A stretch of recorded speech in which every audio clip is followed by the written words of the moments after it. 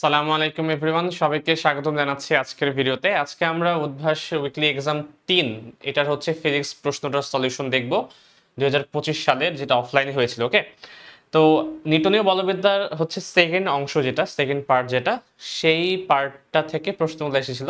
Second part বলতে হচ্ছে তোমাদের যে কৌণিক যে অংশটুকু আছে, জড়তার ভ্রামক থেকে শুরু করে শেষ পর্যন্ত অতটুকু পার্ট নিয়ে হচ্ছে যে অংশটা, সেই অংশটাই হচ্ছে উইকলি 3 আন্ডারে ছিল। তো সেখান থেকে আমি টোটাল 2 সেট প্রশ্ন আমি পেয়েছি, বাট 2টা সেটের প্রশ্নের মধ্যে ম্যাক্সিমাম প্রশ্ন হচ্ছে কমন ছিল, মানে একই টাইপের কোয়েশ্চেন, হয়তোবা ভ্যালু চেঞ্জ অথবা হচ্ছে একটু একটু চেঞ্জ করা আছে। তো সবগুলোই কোয়েশ্চেন এই কারণে আমি রাখিনি, যেহেতু সেম টাইপের কোয়েশ্চেন আমি হচ্ছে 2টা থেকেই মার্চ করে মোটামুটি যেগুলো হচ্ছে একটু আলাদা, সবগুলো হচ্ছে একটা একটা করে নিয়ে টোটাল 7টা প্রশ্ন হয়েছে। এই 7টা প্রশ্ন নিয়ে আজকে আমরা আলোচনা করব। চলো প্রশ্নটা থেকে স্টার্ট করি। প্রথম যে প্রশ্ন দেয়া আছে, 5 একক এবং 8 একক ভরের দুইটা বস্তুর কথা বলা, এবং এই দুইটি বস্তুর বিন্দু ভরের স্থানাঙ্ক দেয়া আছে দুইটারই। এটা হচ্ছে প্রথমটার স্থানাঙ্ক, এটা হচ্ছে দ্বিতীয়টার স্থানাঙ্ক।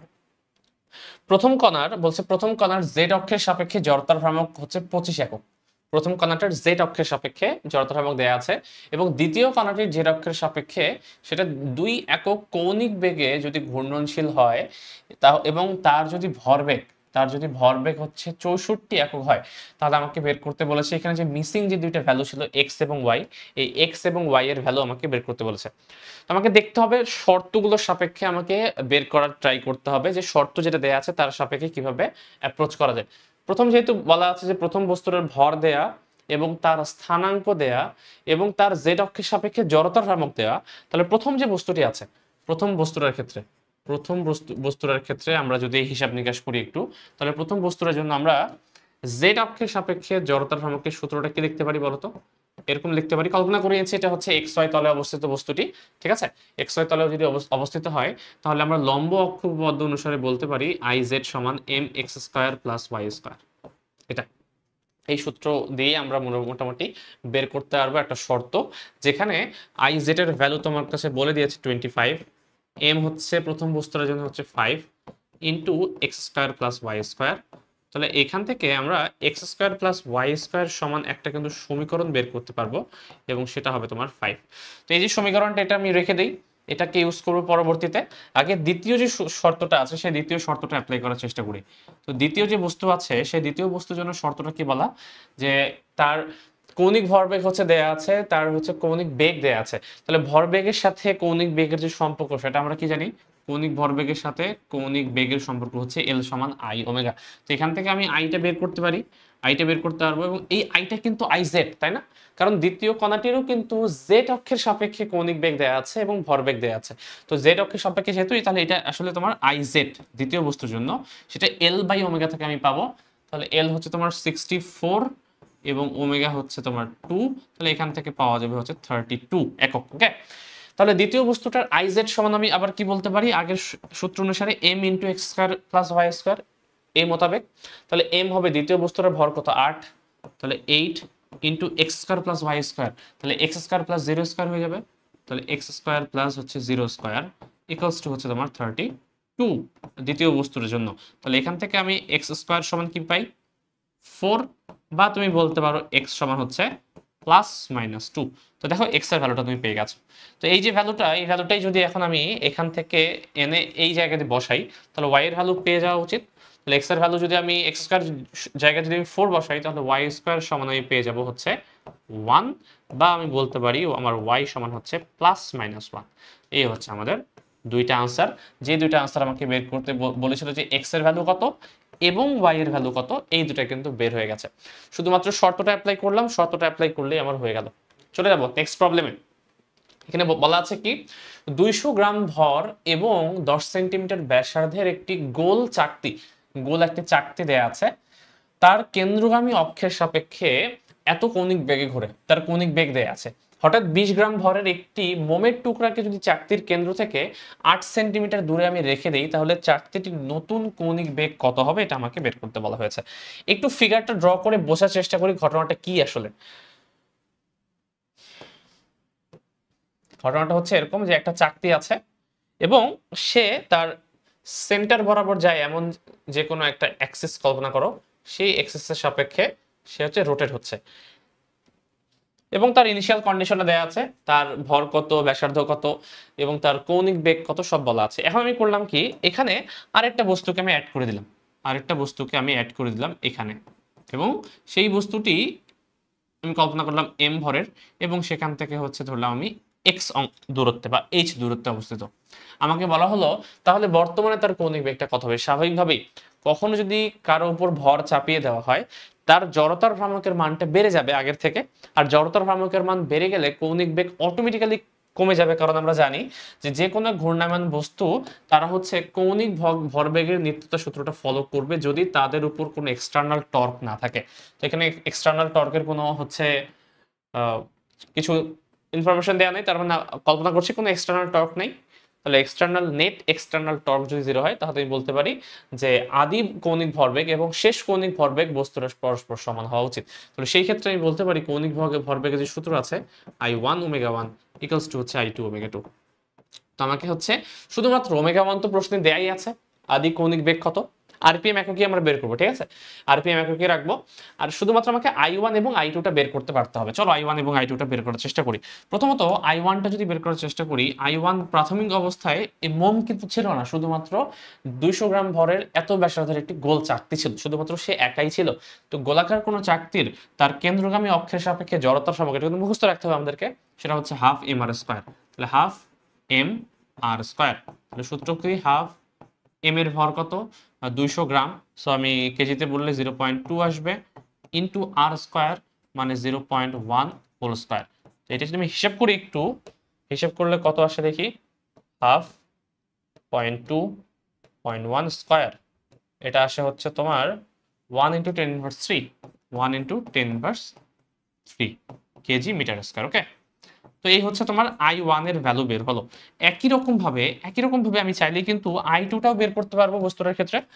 I2 টা কি হবে এখন I2 এর ক্ষেত্রে ওই বস্তুটা আগের মতোই আছে, প্লাস এর সাথে আরেকজন এসে জুড়ে বসেছে, একটা ছোট্ট একটা কণা, মোমের একটা বস্তু, মোমের একটা কণা কল্পনা করতে পারো, মোমের টুকরা, এই টুকরাটা h দূরত্বে আছে। তার মানে I2 এর ভ্যালুটা I1 তো হবেই, তার সাথে সাথে আবার m × h² হবে। বোঝা গেছে, তাই না? এ তো হবেই, বাট এটা অ্যাড হওয়ার কারণে এর জড়তার ভ্রামকটাও হচ্ছে কিন্তু এখানে অ্যাড হয়ে যাবে। তাহলে ভ্যালুটা কত আসে দেখি, 1 × 10⁻³ এম কত, এখানে হচ্ছে এম দেয়া আছে 20 গ্রাম ভরের, তার মানে 20 কে 1000 দ্বারা ভাগ করো, ইন্টু হচ্ছে কত দূরত্বে আমি একে অ্যাড করেছি, এটা হচ্ছে 8 সেন্টিমিটার, মানে 0.08 স্কয়ার।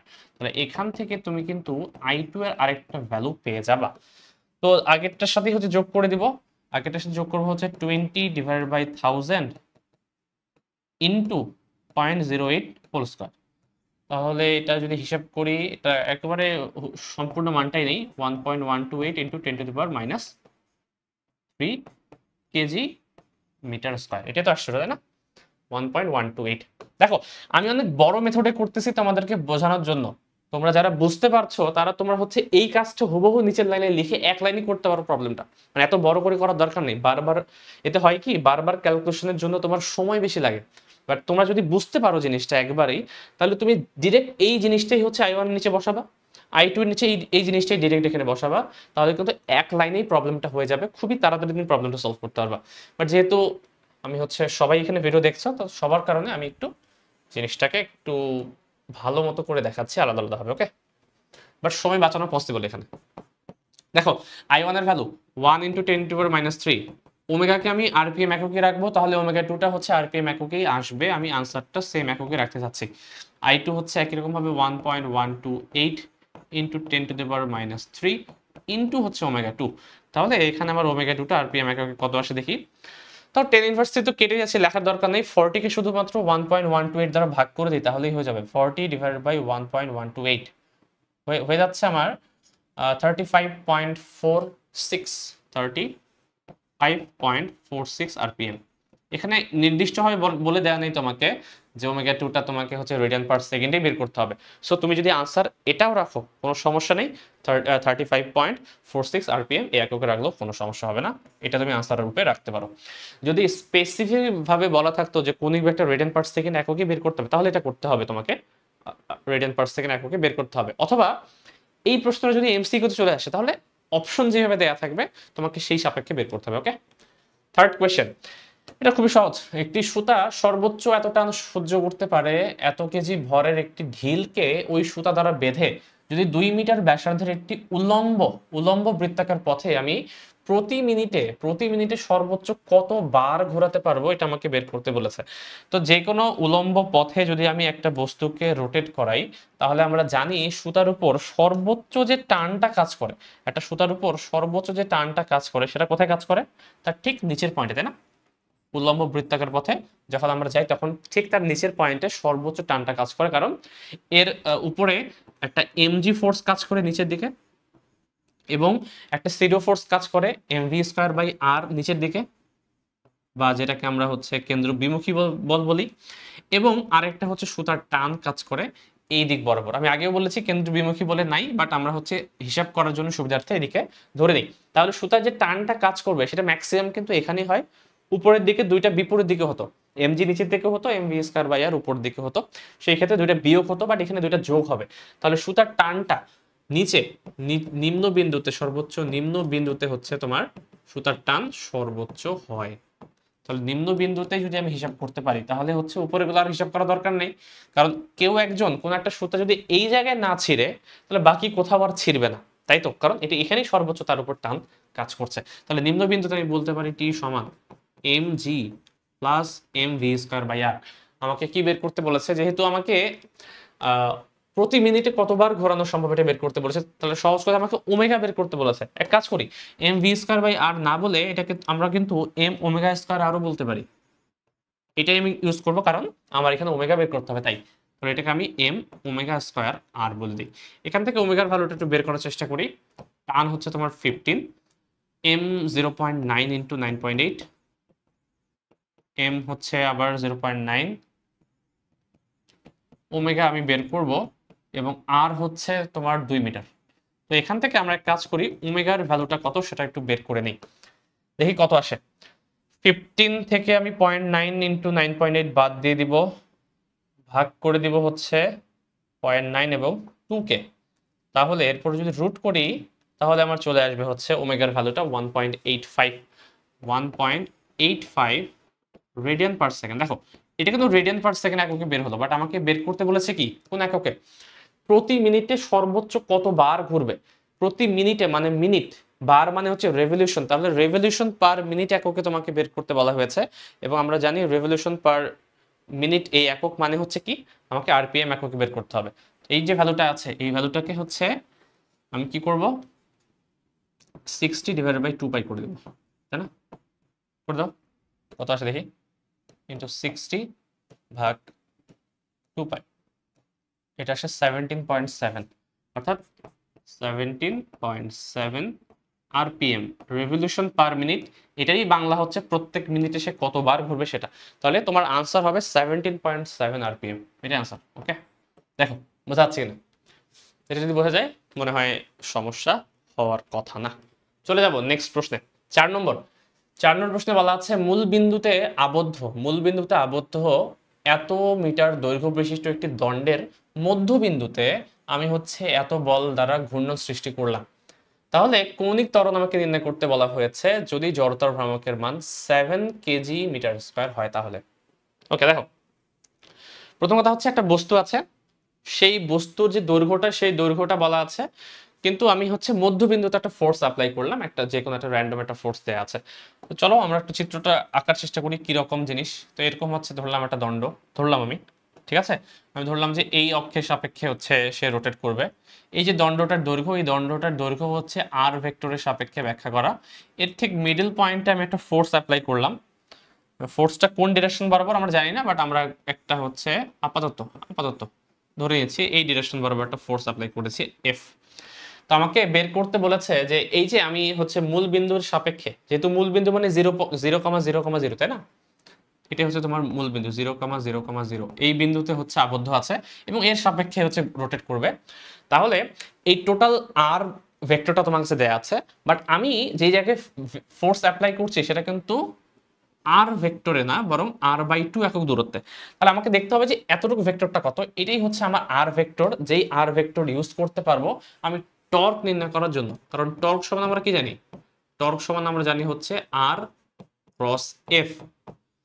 বাট এই আরটা কি, এই আরটা কিন্তু বস্তুটার দৈর্ঘ্য মিন করে না, এই আরটা মিন করে তুমি যে ফোর্সটা অ্যাপ্লাই করছো সেই ফোর্সটা যেই ঘূর্ণন অক্ষটা আছে সেই ঘূর্ণন অক্ষ থেকে কত ডিস্টেন্সে বা কোন ভেক্টর দ্বারা তুমি প্রকাশ করতে পারো ততটুকু। তো তোমার আর হচ্ছে অ্যাকচুয়ালি এতটুকু, বাট যেহেতু প্রশ্নে তোমার আর সমান হচ্ছে এই টোটালটাকে বোঝিয়েছে, তাহলে যখন আমি টাউ নির্ণয় করব, টাউ নির্ণয় করার সময় শুধুমাত্র আর ক্রস এফ লিখলে হবে না, বরং এখানে সামনে একটা হাফ দিতে হবে, কারণ এই হাফ আরটাই তোমার হচ্ছে আর ক্রস এফ এই সূত্রের আর, অর্থাৎ আমি ঘূর্ণন অক্ষ থেকে কত দূরত্বে ফোর্সটা অ্যাপ্লাই করলাম সেটাই হচ্ছে তোমার আর। তাহলে এই সামনে একটা হাফ দিতে হবে আমাকে, বুঝছো?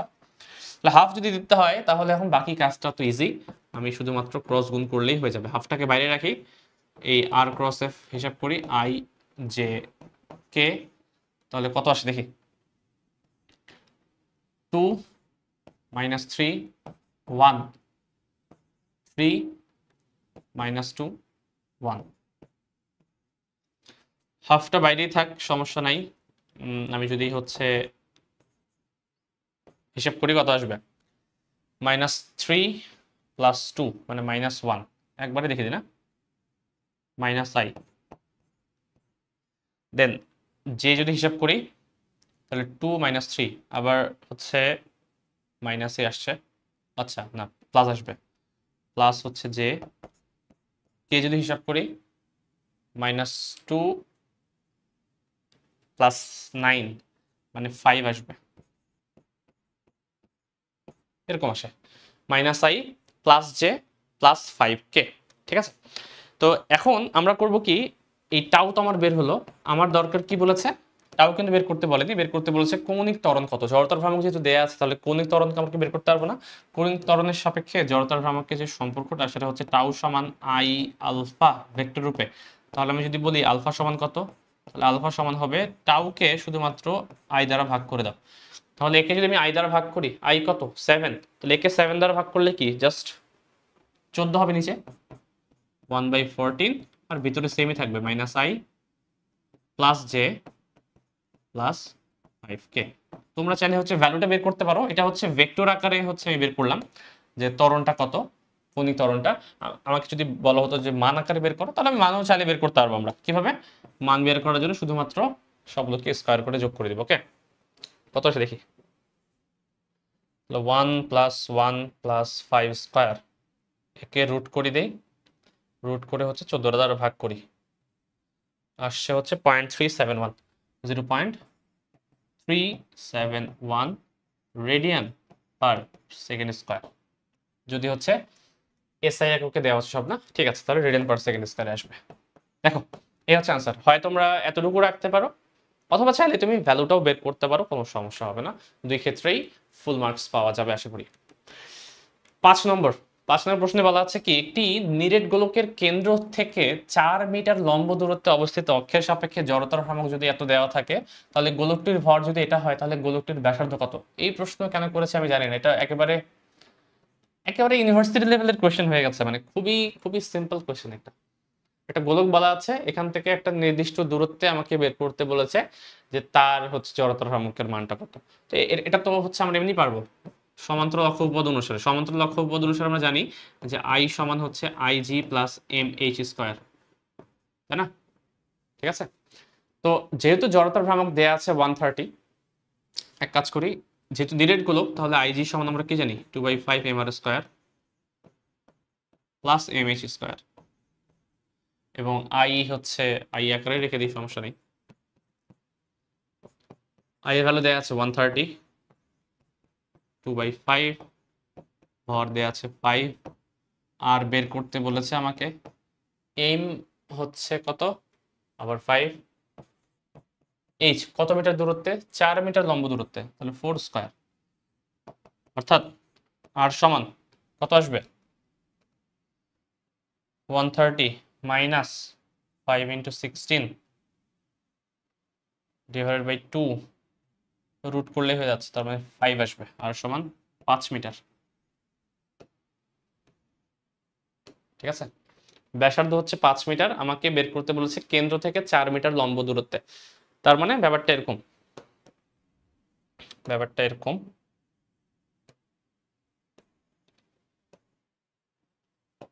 এটা হচ্ছে তোমার সেন্ট্রাল অ্যাক্সিস, এই টোটালটা হচ্ছে 5 মিটার, তাহলে এখান থেকে 4 মিটার দূরত্বে কেন্দ্র থেকে, তার মানে হচ্ছে এই অক্ষের সাপেক্ষে ধরলাম, এই অক্ষের সাপেক্ষে যদি ঘুরতো তাহলে তার জড়তার ভ্রামকের মানটা কত, এটা বের করতে বলেছে।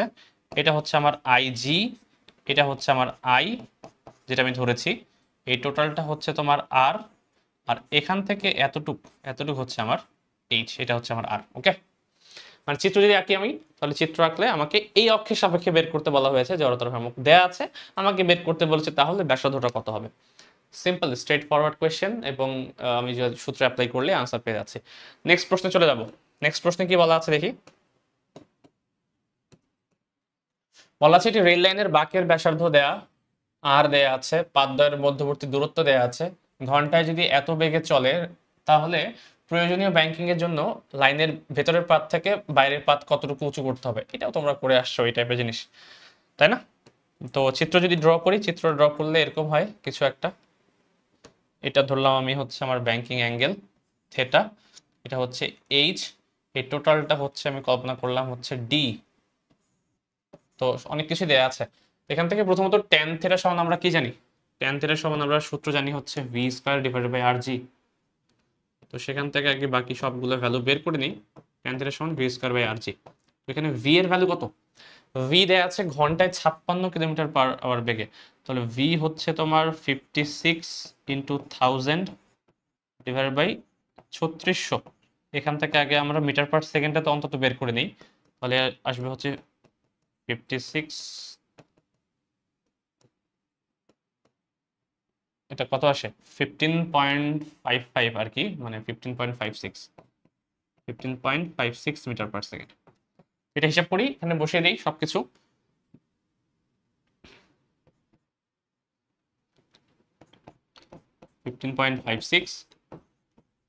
বাকের ব্যাসার্ধ কত দেওয়া আছে 600,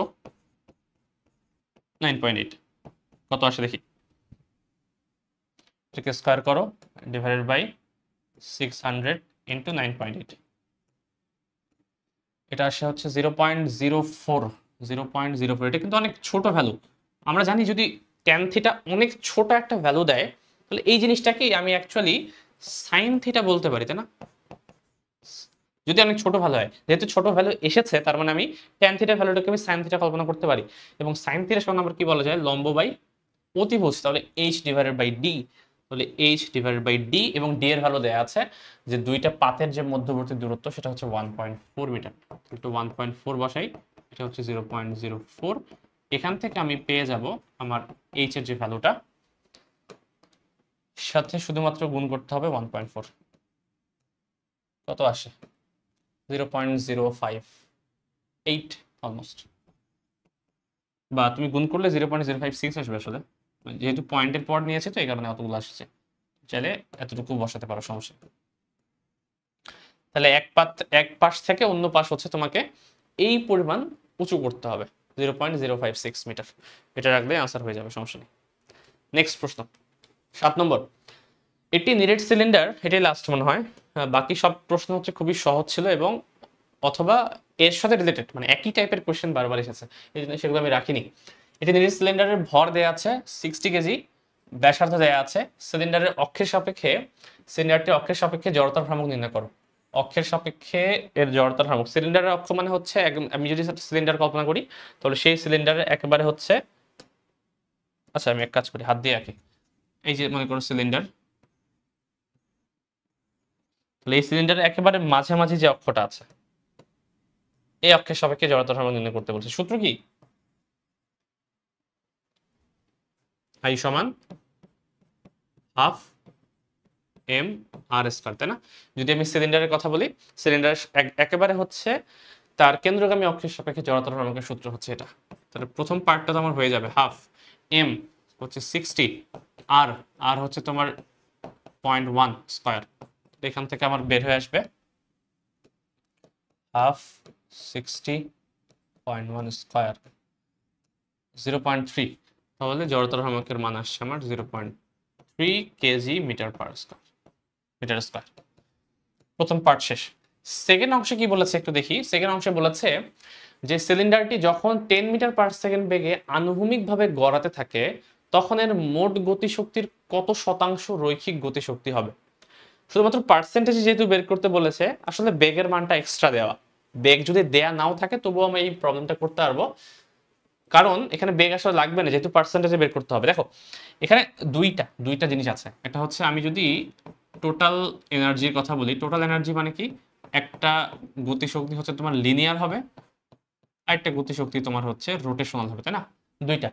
লিনিয়ার এনার্জিটার ভ্যালু কত আমরা জানি, হাফ এমভি স্কয়ার, এবং রোটেশনাল এনার্জির ক্ষেত্রে আমরা জানি হাফ আই ওমেগা স্কয়ার হবে, তাই তো? এটাই হচ্ছে সূত্র। তাহলে টোটাল এনার্জির ইকুয়েশনটা আমি শুধুমাত্র ভি স্কয়ারের সাপেক্ষে বের করতে চাই, শুধুমাত্র ভি এর সাপেক্ষে। তাহলে কি করব, আমি এক কাজ করব, এটাকে হাফ এমভি স্কয়ারটাকে এইভাবে রাখবো, আর এখানে আই এর পরিবর্তে আমি হাফ এম আর স্কয়ার লিখে দিব, হাফ এম আর স্কয়ার, কারণ আমরা জানি এর সাপেক্ষে একটু আগে বের করলাম। এবং ওমেগার পরিবর্তে আমি v by r, v square by r square লিখে দিব। তাহলে এখানে আর স্কয়ার কেটে যাবে, থাকবে হচ্ছে তোমার 1/4 এমভি স্কয়ার। দেখো তো, তুমি যদি এমভি স্কয়ার পার্টটুকু কমন নাও তাহলে এখানে হচ্ছে হাফ থাকবে আর এখানে 1/4 থাকবে, এবং এখানে হয়ে যাবে তোমার এম ভি স্কয়ার। তুমি যদি যোগ করো এটা হয়ে যাবে তোমার 3/4 এমভি স্কয়ার। এটা হচ্ছে তোমার টোটাল এনার্জিটা, তাই না? আমাকে বের করতে বলেছে টোটাল যে এনার্জিটার ভ্যালু, এটা রৈখিক গতিশক্তির কত গুণ। তাহলে টোটাল এনার্জিটা রৈখিক এনার্জিটার কত গুণ হবে, এই কাজ ইউজ না করি, এটা ইউজ করি। তাহলে আমি বলতে পারবো যে টোটাল এনার্জিটা রৈখিক যে এনার্জির, লিনিয়ার এনার্জির, এটা হচ্ছে আমি যদি এই ভগ্নাংশটা হিসাব করি, এটা হবে তোমার 3/4 এমভি স্কয়ার ডিভাইড বাই, এটা তো হাফ এমভি স্কয়ার ছিল শুধুমাত্র, তাই না? Half MV square. তাহলে এমভি স্কয়ার কেটে যাবে, এটা উপরে যদি উঠে দাও তাহলে 3/4 ইন্টু হচ্ছে 2/1, সো এটা আসবে তোমার কত, 3 আচ্ছা আচ্ছা আমি উল্টা করলাম মনে হয়, এটা তো বেশি 100% বেশি চলে আসছে, উল্টা করছি। এটা বলছে যে রৈখিক গতিশক্তিটা মোট গতিশক্তির কত, তাহলে এটা উল্টা হবে, লিনিয়ারটা উপরে হবে, মোটটা নিচে হবে। এখন তো ঠিক হবে। দেখো তো এটা হচ্ছে লিনিয়ারটা তো হাফ এমভি স্কয়ার, আর টোটালটা আমার আসলো 3/4 এমভি স্কয়ার। তাহলে এমভি স্কয়ার কেটে যাবে, এখানে আসবে তোমার হাফ এবং হচ্ছে 4/3। তাহলে এটা যদি হিসাব করি তাহলে 2/3 আসছে, বা পার্সেন্টেজ হিসাব করলে 66.67% হবে, মানে ইন্টু যদি 100% করো আর কি, তাহলে ঠিক আছে। তাহলে এই হচ্ছে তোমার আনসার, যে লিনিয়ার যে গতিশক্তিটা আছে সেটা টোটাল যে গতিশক্তির, সেটা পার্সেন্টেজ এককে এটা আনসার আসবে 66.67%, অর্থাৎ 3/2 অংশ। ওকে, এই হচ্ছে আনসার। তো এই বেগটা শুধু ইউজ করার প্রয়োজনই পড়লো না আমার, যদি হচ্ছে বেগটা দেয়া নাও থাকতো, এই কোশ্চেনটার আনসার কিন্তু আমরা চাইলে এইভাবেও করতে পারি, কোনো সমস্যা নেই। এইটুকুই হচ্ছে আমার আনসার হবে। দেখো এই হচ্ছে 7টা প্রশ্ন। এবারের প্রশ্নগুলো খুব একটা টাফ আসেনি আমার কাছে, আমি যতগুলো প্রশ্ন পেয়েছি আমার মনে হয় না বাকি সেটগুলোও খুব একটা টাফ ছিল। যারা তোমরা পরীক্ষা দিয়েছো তারা তোমরা আমাকে জানাতে পারো যে প্রশ্নগুলো তোমাদের কাছে কেমন লেগেছে, ঠিক আছে? এটাই আজকের ভিডিও এখানে রাখছি আমি। আগামী ক্লাসে অন্য কিছু নিয়ে কথা হবে, সেই প্রতি সবাই ভালো থাকো। আসসালামু আলাইকুম।